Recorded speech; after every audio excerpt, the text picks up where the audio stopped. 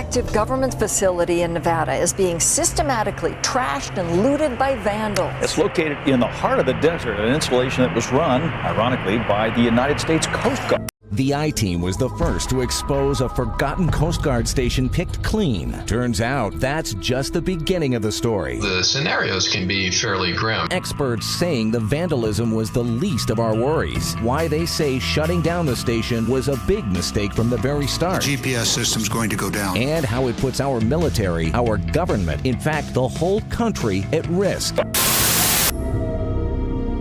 Built in the 1970s by the US government along with the Navy and operated by the Coast Guard, this secret facility was known only as LORAN. LORAN is an acronym and stands for Long Range Navigation and was used to navigate ships and planes during World War II. LORAN was decommissioned in 2010 when GPS became more efficient and accurate.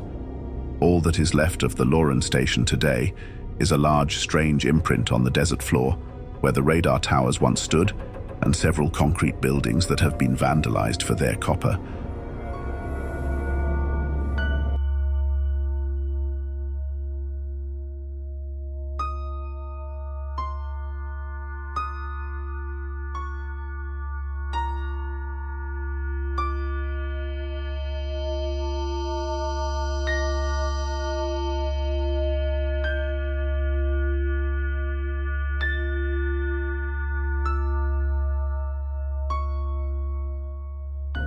We found it, and it's pretty far out here. It's in a very remote area. You can see nothing for miles. Hey, at least they got a place to play basketball, right? Of course, the graffitiists are out here. It looks like somebody's been taking shots at the building. Somebody was very creative with their artwork. Look at that. That's pretty good. I'll have to give it to them. That's pretty good.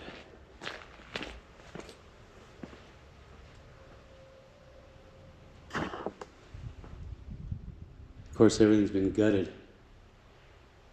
Look at that.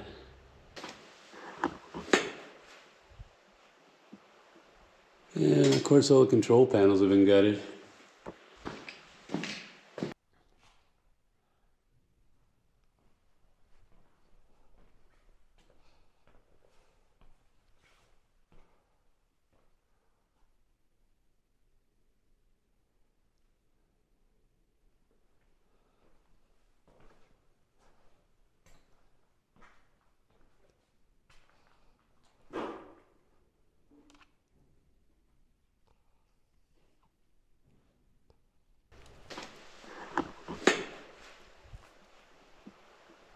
Yeah, of course all the control panels have been gutted.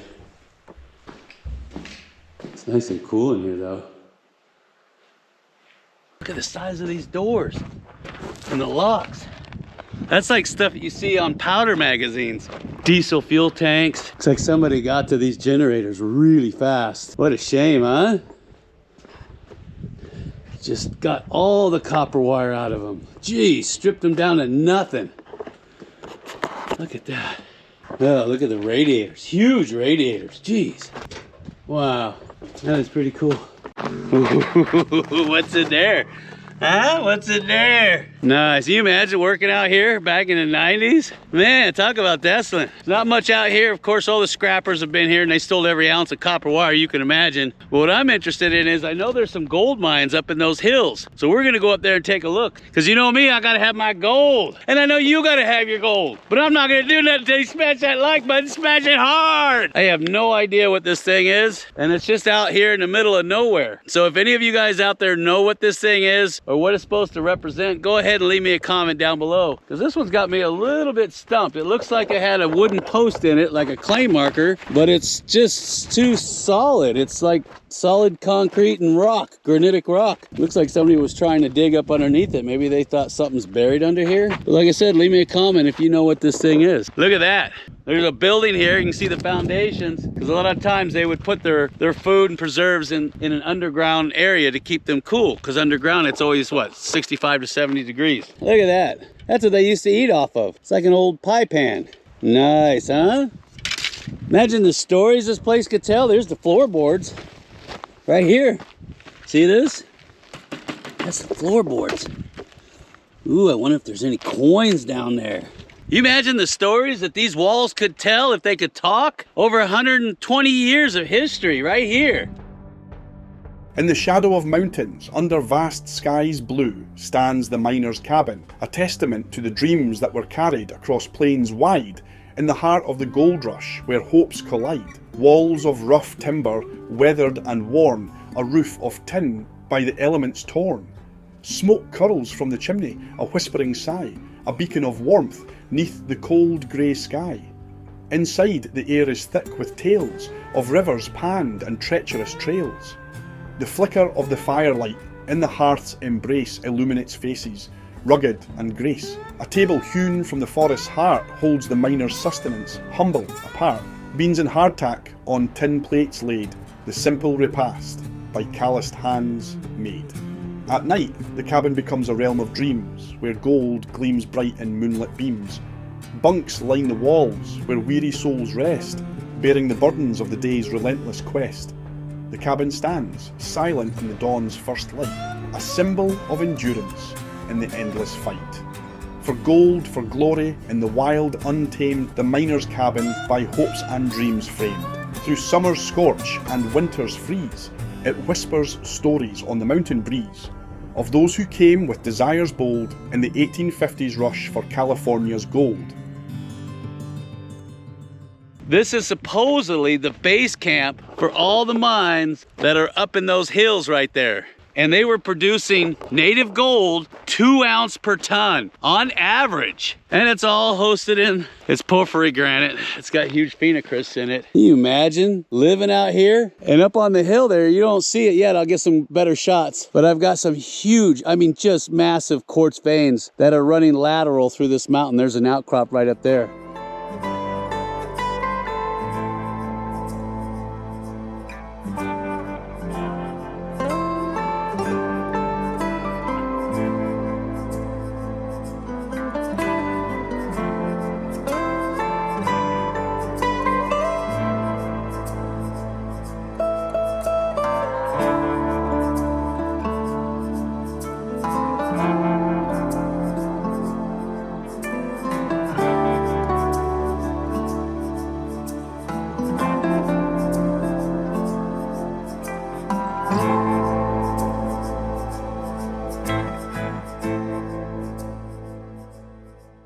I mean, can you imagine working and living out here in July and August? Because they were out here for years working those deposits up in the hills. Man, those guys were tough as nails. I don't know how they did it. Look at this. You know what that is? That is an old water tank that's been beat to shreds. Absolutely gorgeous out here.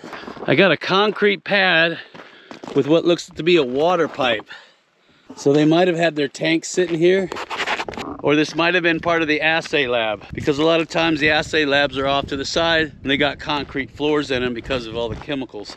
But man, there's just stuff everywhere. Pieces of plate. Look at this. I got pieces of those old mason jars. I got cans everywhere, bottles. And that looks like a BLM plug to me. Yeah, I'm sure BLM was out here extensively. Yep, that's a BLM plug. Let's take a look inside.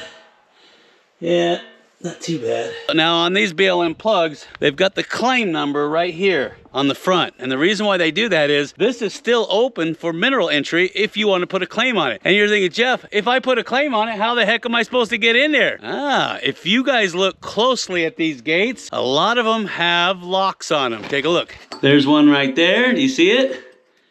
And there is another one right there. See it? And if you take the locks off, this bar will come off so you can get inside. BLM plugs everywhere out here. I got another one over here too, see it? And there's the claim number.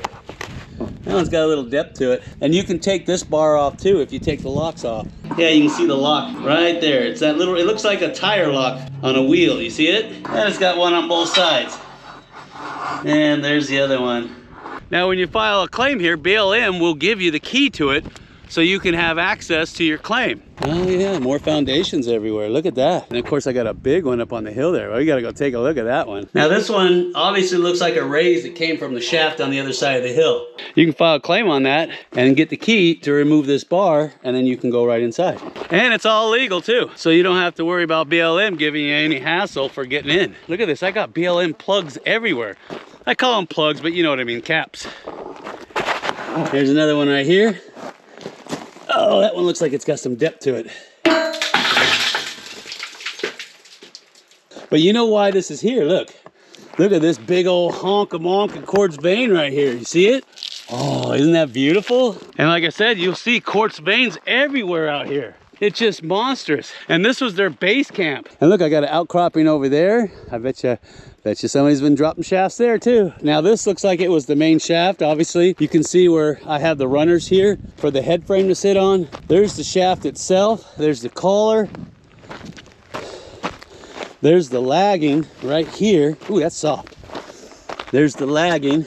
And then of course there's your first set right there. These are called end plates, and the one that goes across here is called a wall plate. Now the neat thing about understanding how the mine shafts are built is it'll give you an idea of which way the drifts go. Since the head frame is going this direction, that means the drifts are 90 degrees of the head frame. Now I know there's all different situations where you can have some coming directly off, but for the most part, if you see a head frame sitting in this direction, that means the drifts are running off this direction. If you look right down there, you'll see that there's another gate which ties in with the shaft, and those over there all tie in with this shaft right here because they're running in line with this wall plate. But you can see that there was a quartz vein right here that they dropped the shaft into.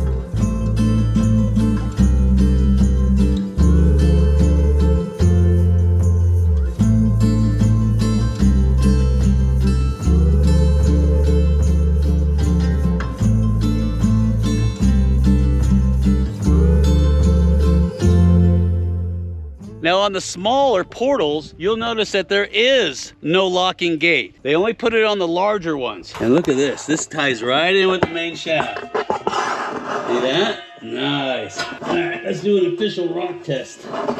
See how deep she is.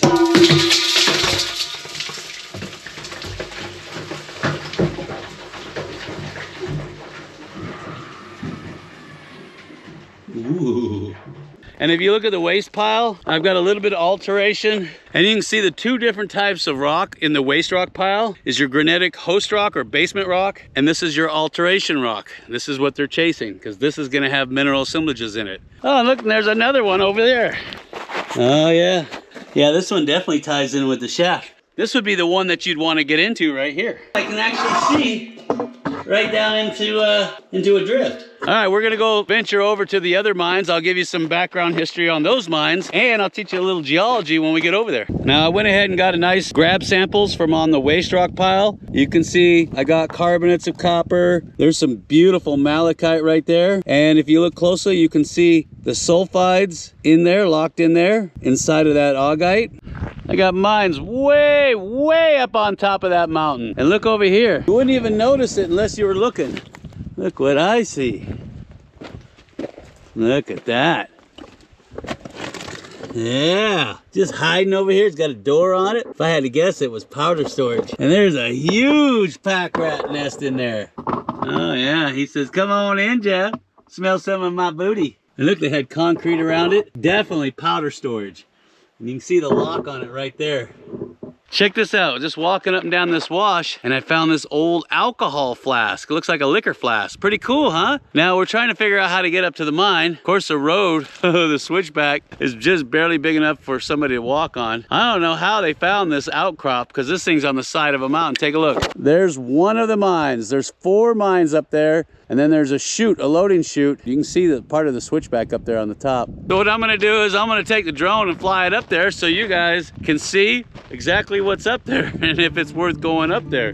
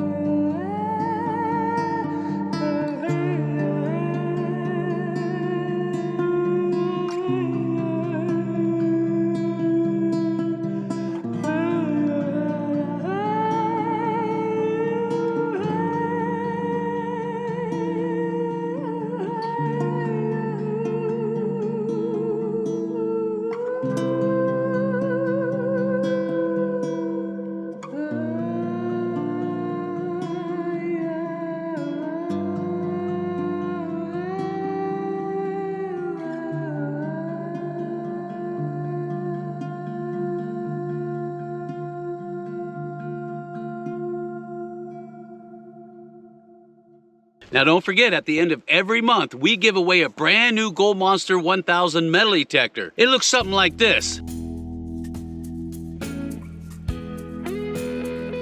And not only that, we give away bags and bags of pay dirt from our drift mine. It looks like this.